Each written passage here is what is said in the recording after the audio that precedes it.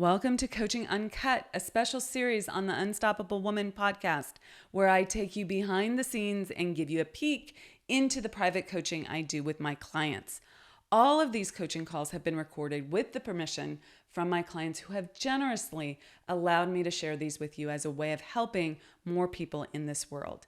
They give you access to master level coaching and the opportunity to learn the lessons that they're learning right along with them. Please keep in mind that these recordings are not studio productions and the audio quality may be less than ideal, but the content will take you far and help you become unstoppable. With that, listen in and learn.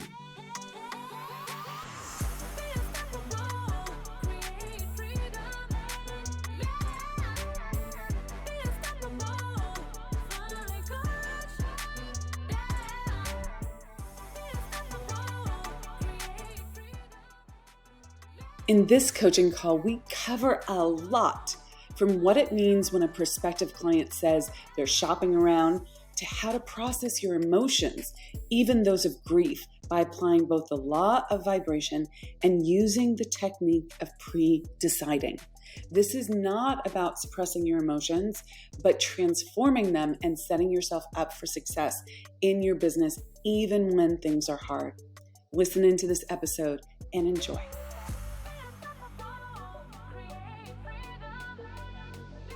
Hello. Hi, how are you? I'm frustrated and impatient. Hey, tell me all about it. I just, one of the leads that I, sent a proposal to and gave the 48-hour fast action bonus is still wanting to interview other people before she gets back to me. So the 48-hour fast action bonus had zero effect on her. And she's also it's like, I don't know that she's getting the concept that she can get all the work done through us, because she's trying to figure out who she's going to hire for what as well. And I'm like, did I not convey the all-in-one team thing very clearly? And I did respond to her email, asking to book a call after she's done with interviews. I did take that step because I know that's what you would tell me to do. So I did respond and thank her for getting back to me and asked to have a call after, she's done interviewing everybody to, talk about options, and said, because I'd love to be the all-in-one team. You don't have to lead or manage, Okay, I love the way you responded. I don't want to be a negative Nelly. There's always the exception to the rule, but generally those people are not your clients, okay? So don't get emotionally invested in their process, okay? Do you understand what I'm saying? Yes, I do. That's exactly what I'm doing. You did all the right things from I'm doing my part. Like the universe hears that. I'm doing my part. I'm saying, let's book that call. Let's be the all-in-one. Perfect. You did great there. Awesome. Yeah. That's good to know, because I sat there and was like. But you also have to let go of that might come back great directly from this person, but generally speaking, the person who's shopping around and is not a strong yes immediately. Like I have people that shop around, but then when they connect with me, they're like, okay, that's great. That's what we want. But right. Someone is a perpetual shopper. They're not a decision maker. Okay. Mm-hmm. I mean, I will interview a bunch of people and be very straightforward with people and be like, I did this with my CFO. I'm like, I'm interviewing 10 people back to back today and getting a sense of what everyone's doing. And then I'm going to make a decision. Some people took that well and some people didn't. And I made a quick decision based on, the top two. And then I was like, okay, this one, if we can work out the arrangements, I'm all good here. That's shopping around with clarity. Okay. But most people don't shop around that way. They shop around out of nervousness and anxiety, and you got to just let them do their thing. Okay. Don't be emotionally involved with it. Now, that being said, I do want to work with you on cleaning up internally, like aligning the energetic, mental, emotional, and physical of where you're at with sales and growing your business. Okay. So we hold on to, and I use different words for it at different times, but we hold on to double binds or loyalty packs. Okay. And Mhm. we need to clean up some of these for you. We started that in the VIP day, but we need to do more. Okay. Okay. Yes. So a double bind looks like I say that I want this.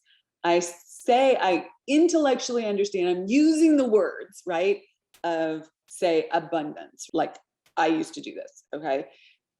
I want abundance. I believe in abundance, right? But I'm in scarcity. Energetically, I'm in scarcity. Mentally, I'm thinking in scarcity. Energetically, I'm rejecting and like blocking. Okay. So, what we need to start identifying are these kinds of double binds that you know intellectually are not who you want to be, not what you believe in, all of that. Okay. And yet you catch yourself out with that internal dialogue that is about not enough, or I can't have, or I'm wrong, or this, like all the negative. Okay. Do you understand the concept here? Yes. Okay. So your assignment is to pay attention to when you are speaking to yourself, making decisions from a place of acting from a place of something that is not in line with the results that you want. Okay. Do you Can you say understand? that again? You want to make $1 million this year. Yes. Okay. How would that feel? Okay. It would feel amazing, right? Would feel amazing. It would feel accomplished. It would feel like I'm so much closer to the beach house and the beach life that is the end-to-end goal to all of this in 2023. Yeah. Okay. So also let's ask the question, how would buying that beach house and being there feel? Amazing. Like Okay. the There. end all be all of the joy of my life. Okay. So now you know what that feels like. Yeah. Anything that's not that is what I'm talking about. Okay. Okay. It's a high bar, Sophie. And yet it's exactly what work we need to do. So you need to send me Voxers, keep them short. Don't make them 10-minute Voxers. Okay. Keep them Okay. short that are like, I noticed feeling in my body X after I was thinking this, or after this happened, right? After I did this, or when I sent this email, I had this feeling in my body. That email was about X, Y, and Z, right? Like for instance, with this prospective client, you sent the email, but how did you feel in your body when you were sending that email? Did you feel like, fuck off, can't believe I have to do this? I'm going to the extreme, okay? But some version of that versus Right. amazing beach house, okay? Okay, which is your one with everything feeling, correct?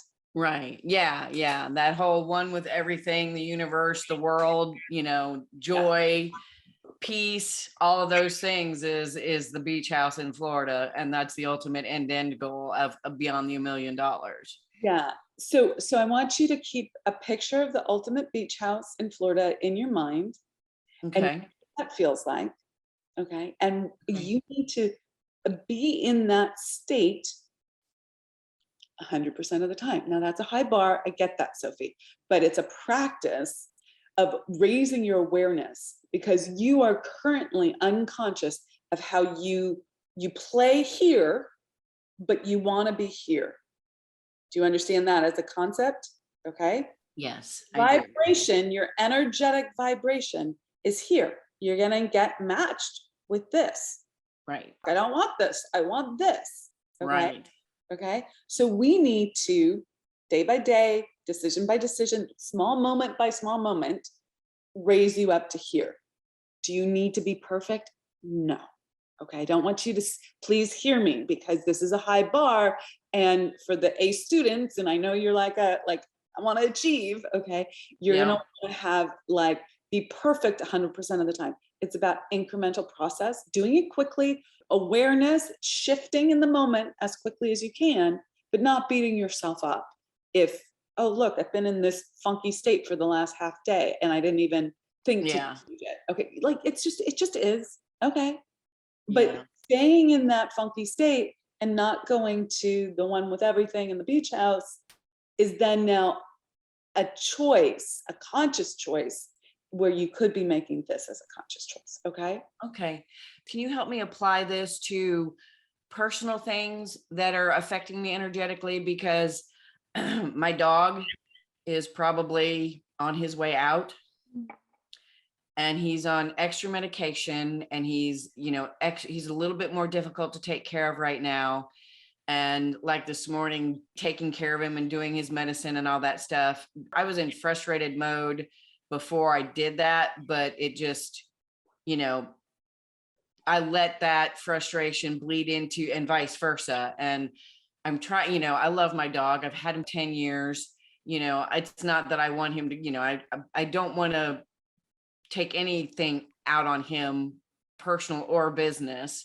And I don't want to let it either one affect me in this, because if I think about too much about my dog and all that we're doing to keep him going comfortably and then having to figure out when that's not enough and put him down, I've got that kind of like in the background of my mind at different times during the day and whatnot. And I need to figure that out too. Okay. So you need to pre-decide when your dog planning time is. Okay. And set it up with your husband. Pick the time. Is it at dinner? Is it after dinner? When is it? But choose when you open to the grief, when you open to the decisions that you have to make. Okay. Okay. Okay. So that you can compartmentalize during the day and then but you've decided in advance every night at 8, we're going to have a dog discussion, baby. Okay. And you allow yourself to feel, you allow yourself to deal with the logistics of it, and you give yourself that space. Okay. Then all the other times you do this one with the universe with your dog. Okay. Just love your dog like from that beach house energy. Okay. Yeah. But it's really important that you don't suppress your emotions for the long term. Okay. Right. Okay. Right. Set it aside and then visit it when I have the space to visit it, like after work hours, whatever. Yeah. And just set aside time to manage those emotions and process them and everything. Don't suppress them and don't let them just flow off and on throughout the day and interrupt everything else. Yeah. And now if you need more time, you could make bathroom breaks my grieving my dog moments. Okay. It's just about deciding so that you can be one with the feelings and not suppress it. And then you can come back to your business. If you don't let your feelings get expressed, they will force their way in and then you won't be able to work. Okay. Right. Okay. And that's what I'm trying to keep from happening, because I know if I just either I'll go one direction or the other, I'll just let them flow when they flow, which will screw shit up, or I will suppress them, and then when the time comes, I'll be a total basket case. Yeah. Yeah. I'm sorry. It's a tough thing, And Yeah, it is. And it's not the first time we've been through this. And so I know what this is all like. It's every dog goes this route. And it's not for him, it's mostly old age this time. It's not cancer, which is yeah. somewhat of a relief. It's just old age Yeah. as compared to losing them to cancer, but still. And it's the cycle of life. So I get it. Keep me All right. posted. I'll look for your boxers. Okay. Okay, will do. Thank you. Bye. Bye.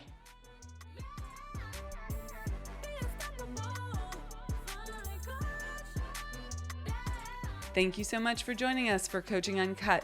If you loved what you learned today, please leave us a comment and let us know. We always love a thumbs up or a 5-star review, so thank you in advance for that. And if you want to take your life and your business to the next level and it's time to scale, please reach out to us and schedule a consult at theunstoppablewoman.com/next level. So that's theunstoppablewoman.com/next level. See you in the next episode. Rock it out and be unstoppable.